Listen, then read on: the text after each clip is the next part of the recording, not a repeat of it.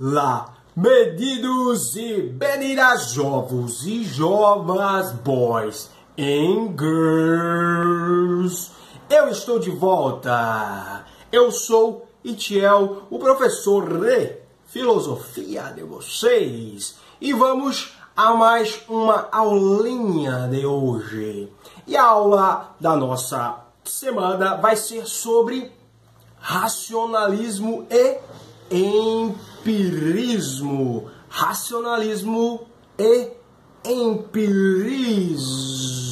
Mas antes de tudo, como que vocês estão? Vocês estão bem? Vocês estão se alimentando, se movimentando, estudando? Ou vocês estão que nem sapo na lagoa, só de boa, que nem urso no inverno, só comendo e dormindo? Eu espero que vocês estejam muito bem e vamos à nossa aula de hoje sem perder tempo. Vamos ao racionalismo. Então vamos lá. As mudanças aí propostas no século XVIII em relação aos métodos de produção do conhecimento geraram longos debates sobre os verdadeiros fundamentos, e isso levou ao surgimento de novas teorias filosóficas, como foi o caso do racionalismo. Foi uma nova filosofia que surgiu. Então, se o método proposto aí por Francis Bacon tornou-se referência para a ciência moderna, privilegiando aí o papel da experiência, o racionalismo, pelo contrário, surgiu como forma de priorizar a razão na apreensão da realidade. Segundo aí os racionalistas, os nossos amigos racionalistas modernos, os sentidos poderiam causar enganos. Portanto, a apreensão aí da realidade não se daria pela experiência, e sim por meio de ideias inatas, ou seja, presentes no intelecto do sujeito e anteriores. Elas antecedem a qualquer experiência vivenciada por ele, guardadas aí as devidas, lógico, né? Temos que guardar as devidas proporções. O inatismo aí racionalista tem alguma semelhança com a visão platônica, né? Segundo a qual conhecer significa recordar. É como se fosse uma reminiscência, lembrar. Então, ideias inatas, presentes no intelecto. E um dos seus principais representantes, nós não poderíamos deixar de falar dele, é René Descartes. O francês René Descartes é um dos principais representantes aí do racionalismo. Então, em sua obra, ele revelou um projeto comum em sua época: a busca por um princípio sólido que possibilitasse um conhecimento científico seguro. Então, Descartes, gente, é Descartes, René Descartes, não é Descartes, por favor, não fale Descartes, Descartes.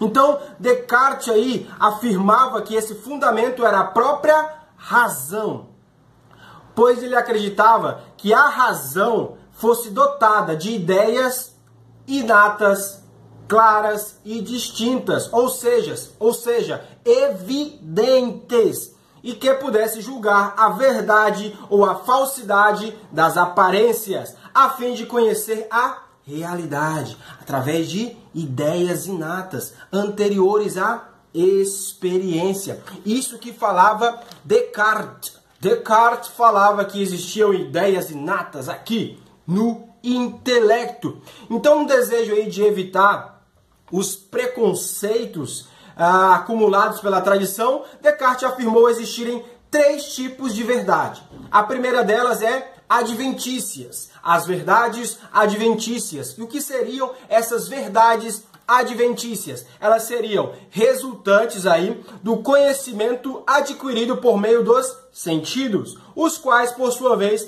captariam somente objetos suscetíveis a constantes mudanças. Essas são as verdades adventícias. 2. As verdades fictícias, provenientes da imaginação e resultantes de combinações mentais realizadas com base nos conteúdos da memória. E por último, as ideias inatas, que seriam verdades eternas, imutáveis e universais, superiores às informações obtidas com base na experiência ou na memória, como as adventícias e as fictícias.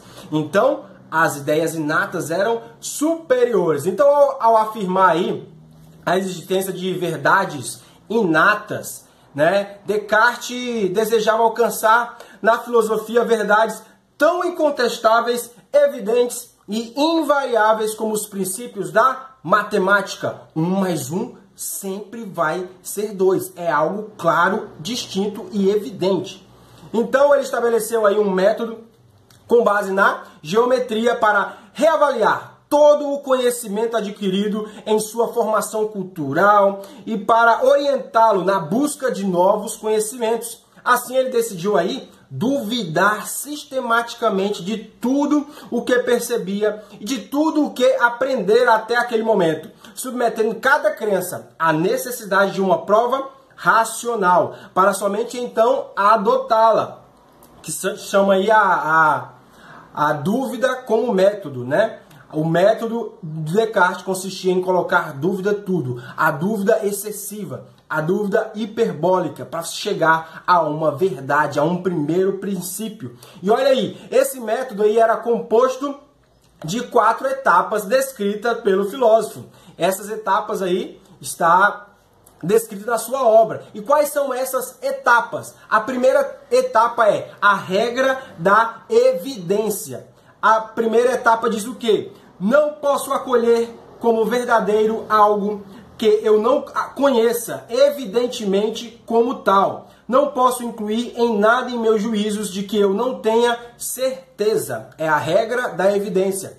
Segunda regra, a regra da análise. Devo dividir cada uma das dificuldades que eu examinar em tantas parcelas quantas forem possíveis e necessárias para melhor resolvê-la. Regra da análise. Próxima, regra da síntese. A terceira etapa. Preciso ordenar meus pensamentos, começando pelos objetos mais simples e mais fáceis de conhecer, para subir pouco a pouco até o conhecimento mais composto. E quarta e última regra, que é a regra da verificação.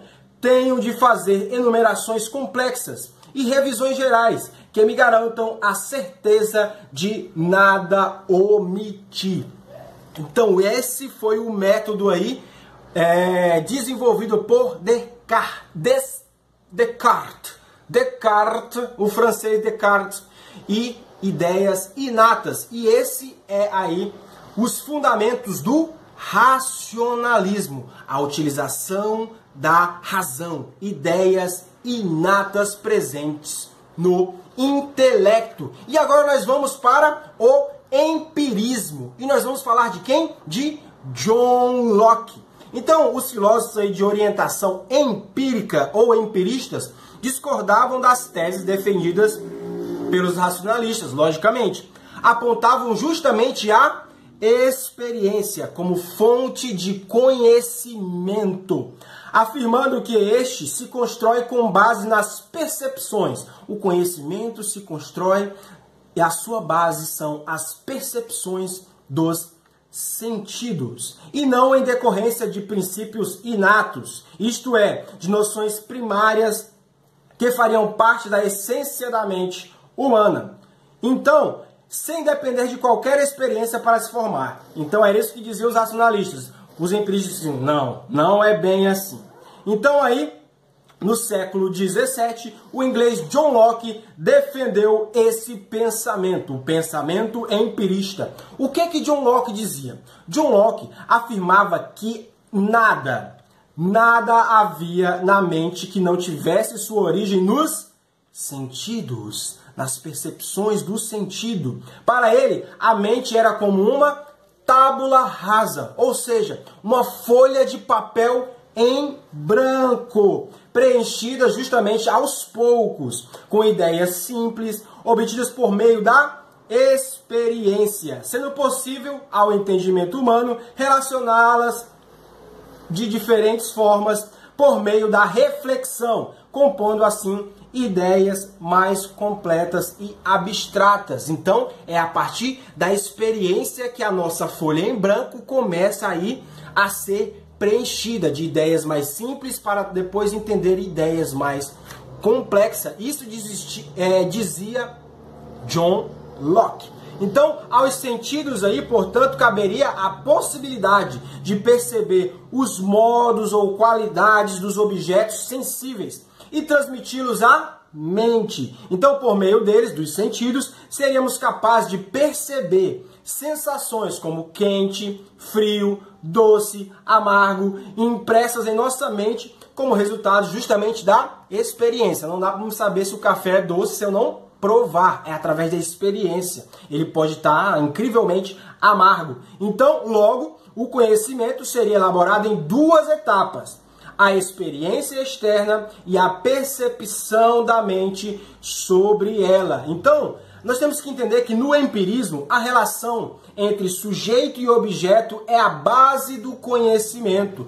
Às vezes o objeto muda. Por exemplo, para o médico será o corpo humano, para o advogado as leis, para o veterinário os animais e assim por diante. Essa relação sujeito e objeto. Locke também descrevia a ocorrência de percepções da mente sobre suas próprias operações, capacidade chamada de reflexão. Ele não deixava de lado justamente a razão. Contudo, afirmava que mesmo a reflexão depende da experiência, por meio da qual a mente capta conhecimentos que, uma vez internalizados e interrelacionados, possibilitam o pensamento abstrato. Então, para John Locke, ele está totalmente convencido que todos os nossos pensamentos e ideias são apenas um reflexo do que já tivemos sensações. Antes de sentirmos alguma coisa, a nossa consciência era como uma folha em branco ou como uma tábula rasa. E aí, você conseguiu entender racionalismo, empirismo, racionalismo, ideias inatas presentes no intelecto que são anteriores à experiência. Empirismo, nós entendemos que agora não, nós somos uma folha em branco e a partir do momento o conhecimento só vem a partir da experiência. E aí, John Locke, René Descartes, racionalismo e empirismo conseguiu pegar a ideia, pegou a ideia aí, tá no intelecto e aí só vem a partir da experiência, das sensações, das percepções. Nós somos uma tábula rasa ou temos conhecimentos inatos? Racionalismo e empirismo. Eu espero que vocês estejam gostando das aulas. Dá um like aí e até a próxima. Valeu, tamo junto e misturado. É nóis. Valeu, galera.